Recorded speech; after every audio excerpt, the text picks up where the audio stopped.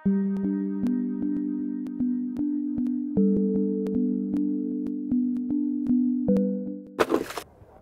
কমলা, সাবধানে, সব ঠিক আছে তো? তোমাকে খুব দুর্বল দেখাচ্ছে আর ক্লান্তও মনে হচ্ছে। আরে রাধা, আমি একদম ঠিক আছি। তৃতীয় মাস শুরু হয়ে গেছে, তাই সামান্য একটু দুর্বলতা লাগেই। শরীর একদম ঠিক আছে। সামান্য বমি হতে পারে, কিন্তু এত বেশি দুর্বল হওয়ার কোনো মানে নেই। তুই আয় আমার সাথে, চল। মাসি, ওর তৃতীয় মাস চলছে, আপনারা ওর খাওয়া দাওয়ার প্রতি খেয়াল রাখছেন নাকি? খাবার তো আমি খাচ্ছি, তাই না? এই তো সকালে আমি পেট ভরে জল খাবার খেয়েছি। রাত্রের অনেক রুটি বেঁচে গিয়েছিল, তাই তার থেকে 3টে রুটি আর তার সাথে চাটনিও খেয়েছি।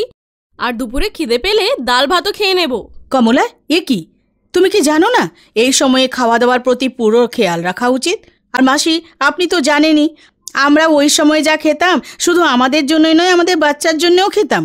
এই সময়ে খাওয়া দাওয়ার প্রতি পুরো লক্ষ্য রাখা উচিত। খোকার জন্মের সময়ে আমি তোমার মতোই অবহেলা করেছিলাম। আমি জানতাম না কোনটা ঠিক আর কোনটা ভুল। এর ফলে তুমি তো দেখতেই পাচ্ছ। আমি চাই না যে তোমার ভাবি বাচ্চার সাথেও এমনই হোক। আপনাদের পুরো খেয়াল রাখা উচিত। ও যেন প্রতিদিন পেট ভরে তাজা আর পুষ্টিকর খাবার খায়। একটা কথা বলো, তোমার তৃতীয় মাস চলছে তাই না? তুমি কি অঙ্গনবাড়িতে নিজের নাম লিখিয়েছো? তার কি দরকার? খুবই দরকার আছে। তুমি চলো, এক্ষুনি আমার সাথে অঙ্গনবাড়িতে চলো। সেখানে শোভা দিদি তোমাকে সব বুঝিয়ে দেবেন আর তোমার নামও লিখিয়ে নেবেন। চলো। বৌদি দাঁড়াও, আমিও তোমাদের সঙ্গে যাচ্ছি। এ তো খুবই ভালো হবে ভাই। পুষ্টির দায়িত্ব শুধু মায়েরই নয়, এ তো পুরো পরিবারেরই হয়, বিশেষ করে বাবার। খোকা, তুই যা, আমি বাড়ি সামনে নেব। ঠিক আছে মা, আমি যাচ্ছি। কি রে কমলা, আজকাল তুই সারাদিন কি করিস?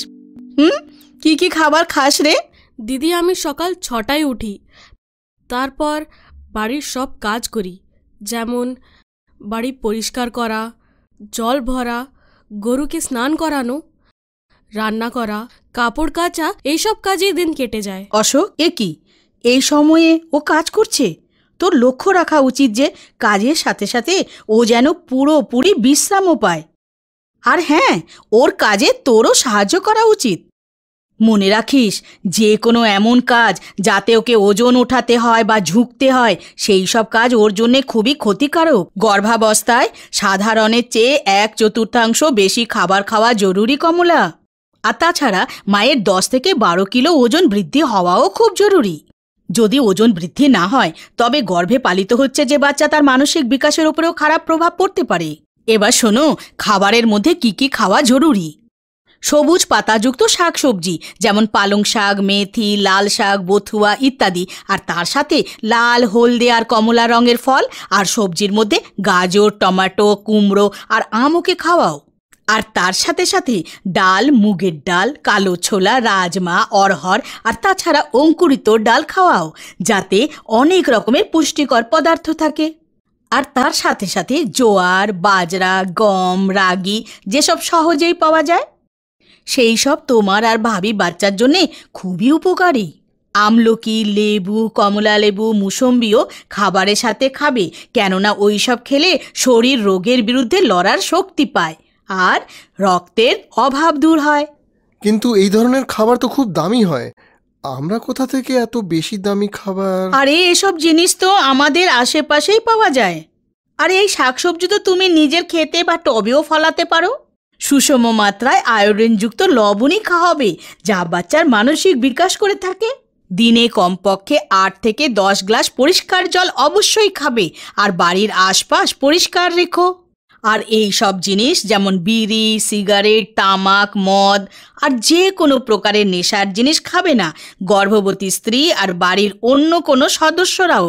আর কমলা, খাবার খাওয়ার 1 ঘন্টা আগে আর 1 ঘন্টা পরেও চাও খাবে না, বুঝেছো? তোমাকে প্রতি মাসে ওর পরীক্ষার জন্য এখানে অঙ্গনবাড়ি কেন্দ্রে আশা এএনএম এর কাছে নিয়ে আসতে হবে। আর এখন থেকে বাচ্চার জন্মের পরেও আর বাচ্চা যতদিন পর্যন্ত না 2 বছরের হচ্ছে, ততদিন পর্যন্ত কমলা সুষম পৌষ্টিক আহার পেতে থাকবে। আর বাচ্চা যেন 6 মাস থেকে 6 বছর বয়স পর্যন্ত পুষ্টিকর খাবারের সাথে অন্যান্য লাভও পায়। আর বছরে 300 দিন সুষম পুষ্টিকর খাবার পাবে, যা কিনা এখানে এসে নিয়ে যেতে হবে। অঙ্গনবাড়ির এই সব সুবিধা বিনামূল্যে দেওয়া হয়। আচ্ছা দিদি, আমি পরীক্ষার জন্য ওকে অবশ্যই নিয়ে যাব, আর ওকে পুরো বিশ্রামও নিতে দেব। মায়ের গর্ভাবস্থায় যদি পুষ্টির অভাব হয়, তবে অনেক সমস্যা হয়ে যায়, যেমন সময়ের আগেই প্রসব, বাচ্চার অপুষ্টি, রক্তের অভাব, বাচ্চার মানসিক বিকাশে অভাব। এই জন্যে মা আর বাবার জন্য খুব জরুরি যে তারা যেন পুষ্টির ব্যাপারে সঠিক তথ্যাদি জেনে নেয়। বুঝে গেছি দিদি। তার মানে বাচ্চার স্বাস্থ্যের জন্য মায়ের সুস্থ থাকা খুবই জরুরি। আজ থেকে ওর খাওয়া দাওয়া সব দায়িত্ব আমার।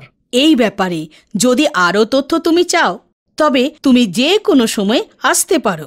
আরও বিশদে জানার জন্যে নিজের জেলায় ডিএম অফিসেও যেতে পারো আর তাদের পরামর্শ দিতে পারো। আর কমলা, যদি তোমার মনে হয় যে আমি নিজের কাজ ঠিকমতো করছি না, তবে আমার বিরুদ্ধে অভিযোগ করতে পারো ডিএম অফিসে। আচ্ছা কমলা, নিজের যত্ন নিও। আর রাধা, তুমিও। কারণ শুধু বাচ্চার জন্ম হওয়া পর্যন্তই নয়, তাছাড়া এটাও জরুরি যে মা নিজের সাথে সাথে বাচ্চার পুষ্টির প্রতিও যেন লক্ষ্য রাখে।